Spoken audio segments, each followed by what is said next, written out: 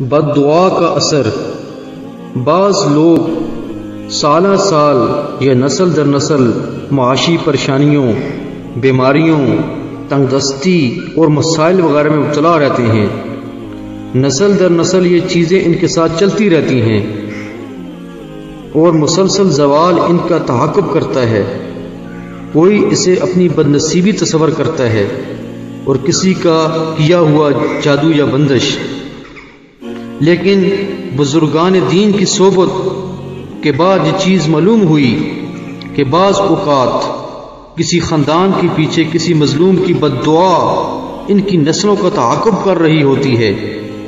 ان کے بڑوں میں سے اس خاندان کے کسی بڑے نے کسی نیک صالح اللہ کے دوست کو ستایا ہوتا ہے یا کسی پر ظلم اور زیادتی کی ہوتی ہے، اور اس کے دل سے نکلنے والی آہ نے عرش ہلایا ہوتا ہے، اور اس کی اس آہ اور اس کی فریاد، اس کی بد دعا ایسے اس کے تعاقب میں رہتی ہے کہ نسلوں کی نسلیں اس نحوست کا شکار ہو جاتی ہیں۔